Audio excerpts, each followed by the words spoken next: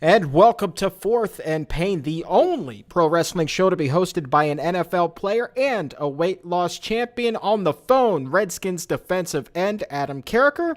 I am former pro wrestling announcer turned said weight loss champion Chuck Carroll, and this is a very stormy edition of Fourth and Pain. Greetings from the lovely Holiday Inn Express in beautiful downtown Largo, Maryland. Adam, just a stone's throw away from FedEx Field. You, of course, in your home in Ashburn. What's the weather like as we tape this thing?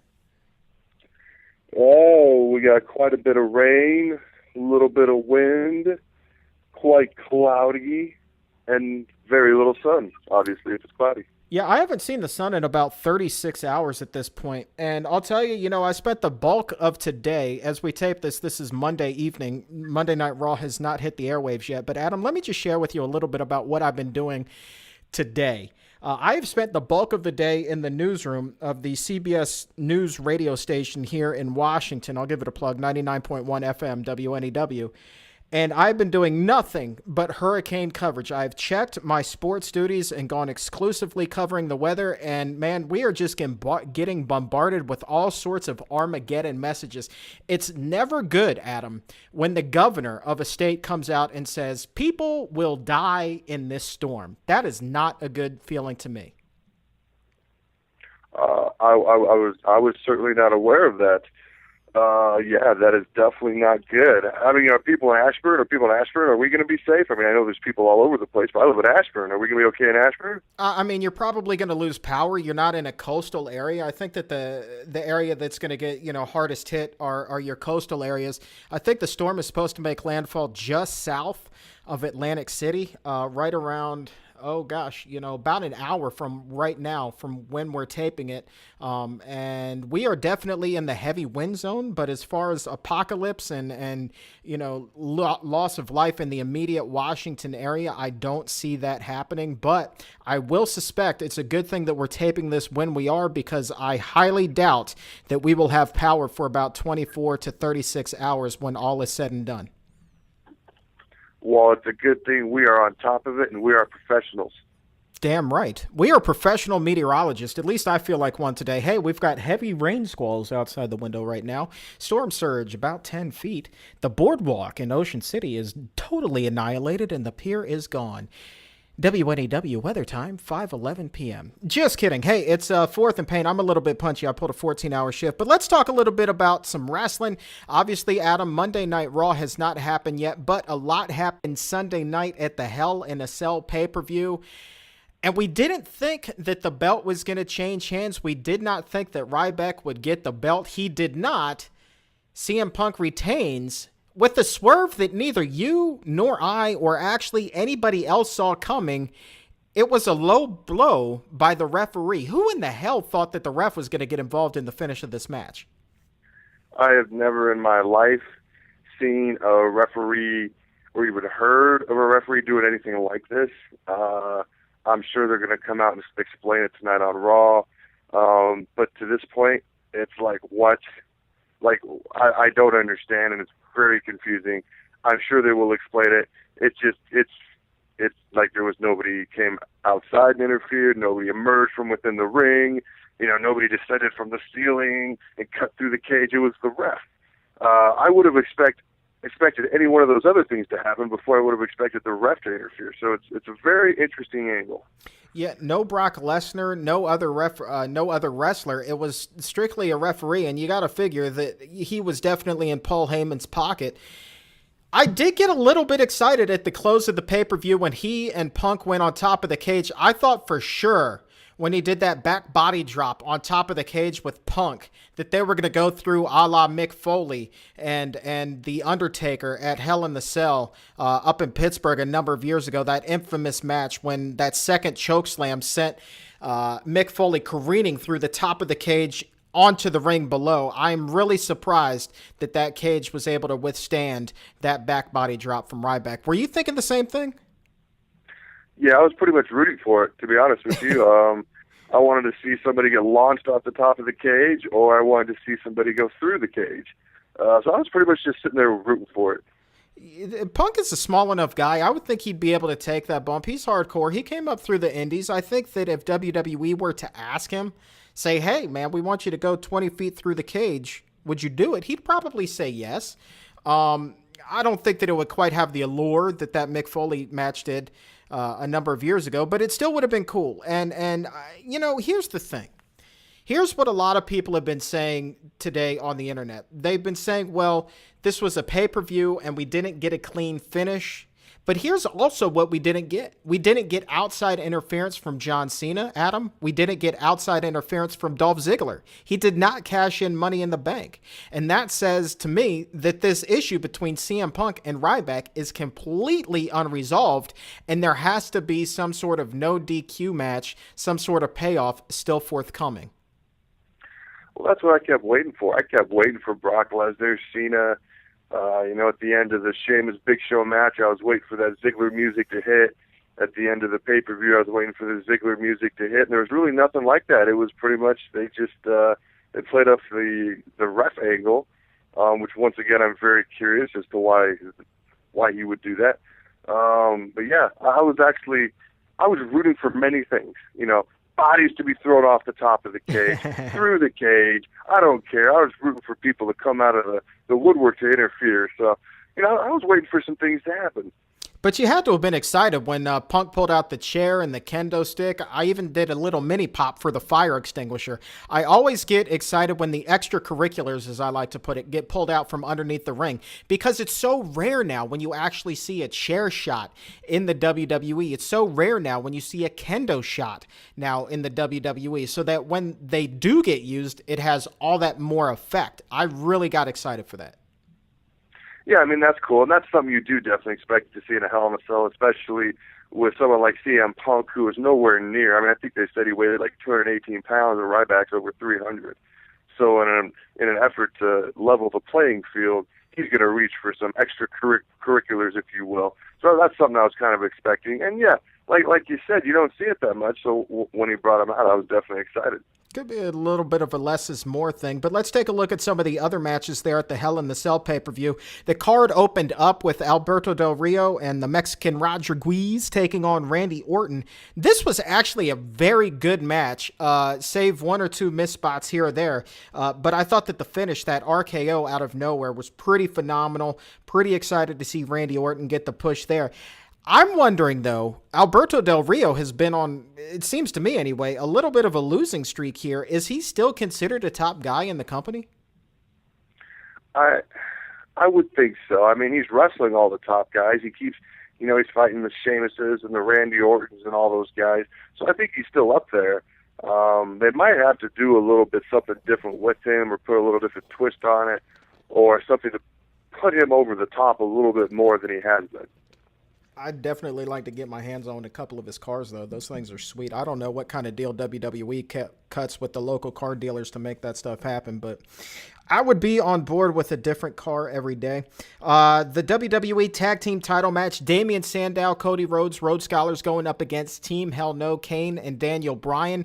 The Rhodes Scholars actually come away with the win here, but it's by DQ. Therefore, Kane, Daniel Bryan retain the belts. Not the end of the world. I'm just happy that they kept the tag team gold on those two. To me, it wouldn't have mattered either way, because eventually they're going to lose. There's going to be some sort of dissension, and they're going to go at each other's throats and lead up to a one-on-one match. So I would have been surprised if it would have happened this early, but it's going to happen eventually, so it doesn't really matter. Oh, well, they're already at each other's throats. I mean, it's getting out of hand. I wonder, though, how long they're going to keep those two together and how long then that build to that singles payoff match is going to be. Is this going to be the feud carrying all the way to WrestleMania, where such hatred, such animosity gets built up between the two? Because, Adam, if you think about it, we're only a couple months removed now from the road to WrestleMania, because that starts at the Royal Rumble, and the Royal Rumble is in January. Here it is, the tail end of October. November 1st is this Thursday. So is this a feud, do you think, that they could actually push all the way to WrestleMania, or is this more of a Royal Rumble type of payoff? No, I think they've been pushing. It's been doing so well, and they've been pushing it for a while, that I think it's going to culminate at WrestleMania. Their last match was at SummerSlam. I also think we've been talking about Rey Mysterio Sin Cara actually for quite a while, and they're getting along, and he's his mentor, yada, yada, yada. Something's going to happen between those two, and those two are going to be at WrestleMania as well, and that's a match I know that both you and I will be excited about. Oh, dude, I'm so excited. A matter of fact, you and I have been talking about that one for months, and I personally cannot wait to see that thing happen. And I'm sure that it's a match that's probably either going to be on the free show before the actual pay-per-view, or maybe the first or second match on the card. It's definitely not going to be main event billable. But just from a pure wrestling standpoint and that whole lucha style, like you and I have discussed, that thing is going to be off the charts. You're going to see things that you have never, ever, ever seen before. Very, very excited about that. And then, of course, last night, Hell in the Cell, you have The Miz versus Kofi Kingston in the Intercontinental title rematch. Kofi comes away with the belt once again. I would have been surprised personally if Mr. Awesome would have won the title back. I still think that they're pushing him in a different direction. I don't know after last night if they're just going to accelerate that process or what they're going to do with The Miz, but he walks away without the title. Kofi retains. What does this do, though? Here's my question. What does this do for Little Jimmy and R-Truth at this point? Are they just going to fall by the wayside? Because remember, up until recently, Kofi and R-Truth with Little Jimmy have been a tag team. I mean, I think so, because, they're giving Kofi an individual push. And a guy that was pretty much equal with him, maybe a little bit above him, actually, to be honest, was The Miz. And now they've given him that push to Miz level, Miz status, and maybe even a little bit above, where he's beaten him 3 straight times now, and he's beaten twice with the Intercontinental Championship on the line. So I think they're going to give Kofi that individual push and see what he can do with it. See if he can take that belt, take that ball, and run with it. And an unadvertised match, the U.S. title match last night, Justin Gabriel versus Antonio Cesaro. Antonio Cesaro comes away the victor.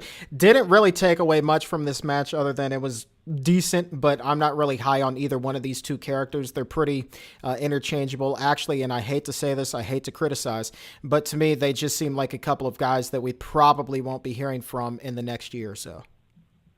I read something very interesting on Cesaro. It's something I've never even heard of or read or seen before in my life. It's simply, and it was by somebody in the WWE, and I believe it was even by maybe on JR's Twitter a couple of weeks ago. Antonio Cesaro has some of the strongest tendons I've ever seen. And I'm sitting there, strongest tendons. What does that mean? First of all, how do you know if someone has strong tendons? Obviously you can have strength, you can have strong muscles, you can maybe even have strong bones if you drink your milk. But how do you even know if somebody has strong tendons? I read that about 5 times, asked a couple of people around me, and they had no clue. And I just thought, apparently the guy has strong tendons. And that's why he just dominates and keeps winning the U.S. title matches. I don't know, just strong tendons. Just struck me as kind of funny. Of all the attributes to have, I'm like you. I've never ever heard of strong tendons.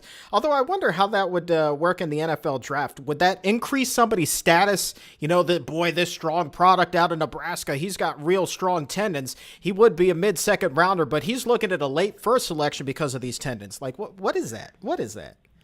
I don't know. Maybe he benches another 10 reps on the bench. Maybe he runs a 440 instead of a 4. I don't know. It just struck me as kind of funny, and I just had to chuckle to myself. Strong tendons. Well, why not strong hair follicles? Although the guy's almost bald, so that wouldn't work for him. Circling back, Rey Mysterio, Sin Cara also in Hell in the Cell, taking on Titus O'Neil and Darren Young, the primetime players. Our friend Titus O'Neil, friend of the show. Another unadvertised match. Rey Mysterio, Sin Cara come away with the victory there. Sin Cara shaken up in this match. Scary moment. Did you see that?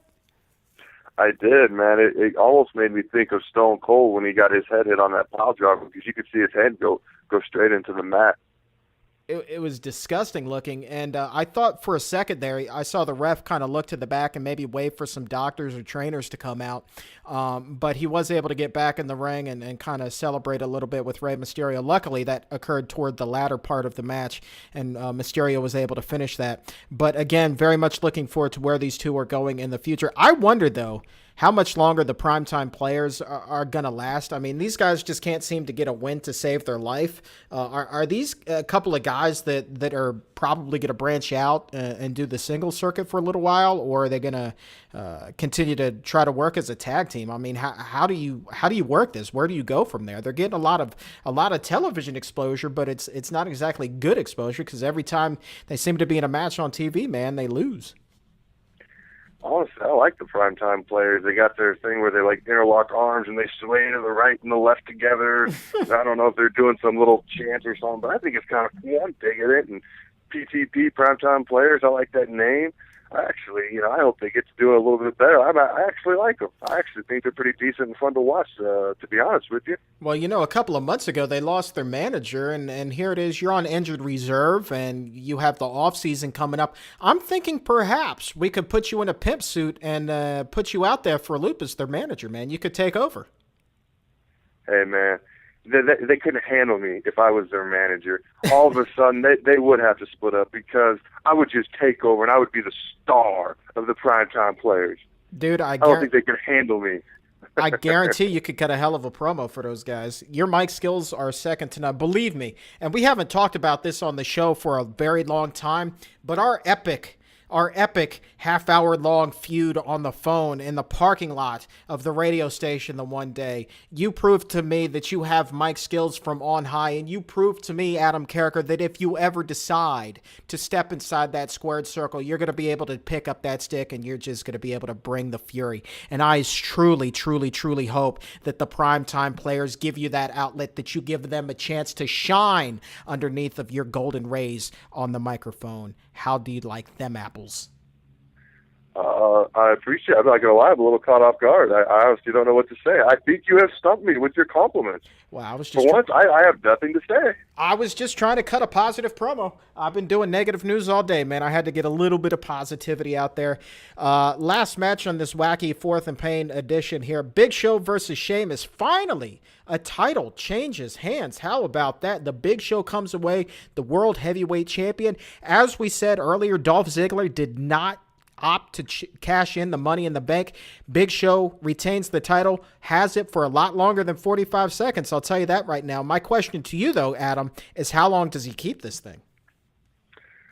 That is a good question. I honestly, they played up the whole 45 seconds thing so much. I was waiting for Ziggler's music to come out and for him to beat the Big Show in like 30 seconds. They were going to play that up even more, but it did not happen. As far as how long he's going to keep it now, it's a great question because I hear from you over and over that big guys, especially like the Big Show or Andre the Giant, just don't make great champions for long periods of time. And I can see a little bit why you would say that. The match was a little slow-paced last night. He's in his early 40s. So I think he's going to have it. I don't think he'll keep it for an extremely long amount of time. Obviously, he's going to have to defend it against Sheamus.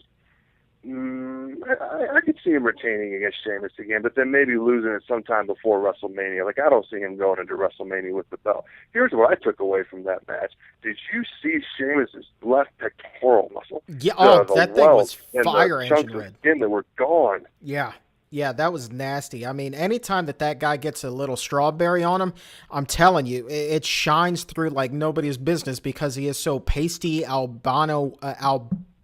what's that word? Albino white. It's unbelievable. You cannot hide anything on that pasty body of his. So, I mean, I've even seen matches where Sheamus is in that if he just gets a simple chop in the corner, I mean, he's lit up like a friggin' fire engine on his pecs.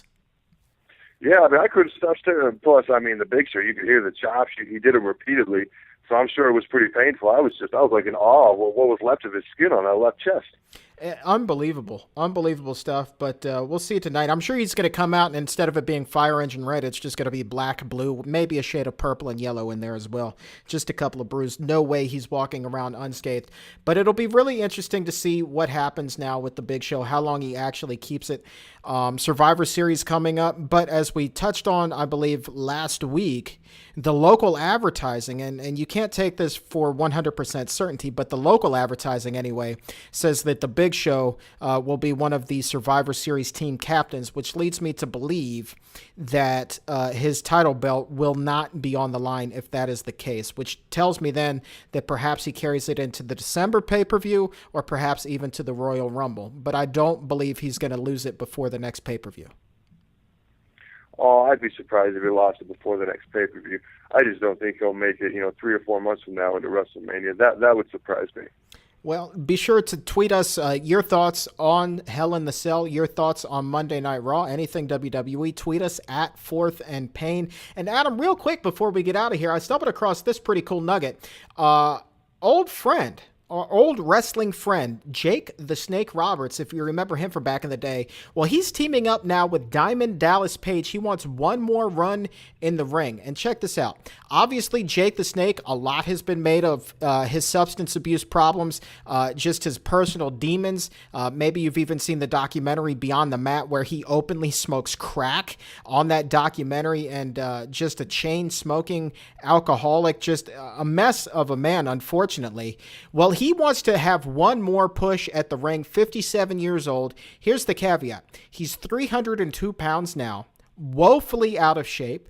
But DDP says, hey, let's make a documentary out of this. Come move in with me.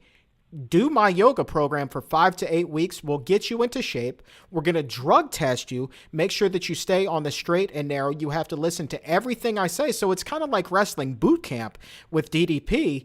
But I'm thinking that this is going to be must-see TV or a must-see movie when it comes out. This is going to be pretty interesting stuff. I think it's very interesting, especially for anybody who watched him, back when he wrestled during his heyday in the 80s, early 90s. He was one of my favorite guys. I liked the Ultimate Warrior, Hogan, Jake the Snake Roberts when I was growing up. The intrigue to me about him was, I am scared to death of snakes. Like, when I lived in St. Louis, there's a garter snake in our front yard. We'd get him. And a couple times, I just go get my wife, she'd kill it, which is kind of an embarrassing thing to say. But one time I'm like, you know what, I'm a man. I'm going to go kill this thing myself. So I grabbed the shovel, and I'm trying to stab this thing with the head, cut its head off. I stabbed at it about 5 times and missed 5 times. I finally just stood there, realized that this was just embarrassing. I was not going to continue to embarrass myself, and I just went and got my wife, and in one stab, she cut the thing's head off. And I think that's why he was so intriguing to me. He'd walk around with his boa constrictor. He'd have it on his neck in the bag. It would come out of the bag during the match. I mean, to me, it was just so intriguing. And to see someone who was really one of the top stars of his day, and obviously he's gone downhill, he's ballooned up to over 300 pounds. That is not what he was when he wrestled. He's got all these addictions. So hopefully, pairing up with a guy like Diamond Dallas Page, who's known for being a high-character guy, working hard, hopefully he can get his back on the road to not obviously doing good things in the ring, wrestling-wise, one last run, but just getting his life back on track so he can get control of his own life and he can be happy and, not have to depend on all these other things that ultimately just end up taking over your life. And that is definitely the more important of the two. But on the wrestling front, 57 years old, I think that we really need to kind of qualify what his definition of a comeback is. I just, do not see him getting a run at the WWE title at this juncture. But maybe, WWE from time to time likes to bring in those legends like we saw over the summer with the one-man band, Heath Slater. We saw Vader come out. We saw Sid Vicious come out, or Sid Justice, give him a name. A whole bunch of former characters. And I don't think that it would be out of the question if Jake were to get his act together and actually follow through and have a good showing with this DDP program for him to come back and maybe get that one night only stand with WWE, and then he can tour a little bit on the indie circuit and make his farewell, his swan song of his career that way. I think that is completely reasonable. Absolutely. I think a run on the indie circuit would be completely reasonable. One last match at Raw. There probably is an outside chance that maybe he teams up with one of the newer guys that's pretty popular, and maybe they have the tag titles for a very short span, or maybe I remember when Ric Flair won the Intercontinental title when he was, getting pretty aged, and that was kind of a big deal for him. So maybe he gets a short run with the U.S. Intercontinental title. I would be surprised if either one of those things happen. I'm more inclined with you. I think a final run is doing some of the indie shows and maybe, one last match on Raw. But it would be kind of cool to see him maybe, hold one of those smaller championships for a couple weeks. I mean, stranger things have happened, and obviously WWE is looking to shake things up a little bit now. And Vince a couple of weeks ago said, well, maybe we need to harken ourselves back a little bit to the Attitude Era. And well, Jake even predates that. But as long as we're having Throwback Thursdays, what the hell? Let's throw Jake Roberts back in the ring and give him a title belt. I mean, obviously, like you said, not going to carry one of the major titles, but a U.S. title, maybe the Intercontinental title, maybe even the Divas title. I don't know. Throw him out there and drag. Just see what happens. Diva, dude, come on. Come on. We're trying to do positive things for this man. We're not trying to bring him down. I'm just trying. That is positive. That is gender equality right there. I am breaking down the walls. I'm breaking down the barriers of gender stereotyping, my friend. That is exactly what I'm doing. I am pushing forward the progress in this country. I'm like President Barack Obama, moving things forward. That's why I am an advocate. Hear me now. That's why I am an advocate for Jake the Snake Roberts to win the WWE Divas title in 2013. You heard it here first on Fourth and Pain. So should we just follow all of that with the hashtag Pillar of Honesty? Absolutely. And a big one in all caps. In all caps. That's what I figured. All right, man. Well, that's about all the time we have for this showing. I'm Chuck Carroll. Thank you so very much for believing in our weirdness. And seriously, please stay dry, stay safe. I'm Adam Carriker. Got the largest arms on the D-line. Peace out, home skillet.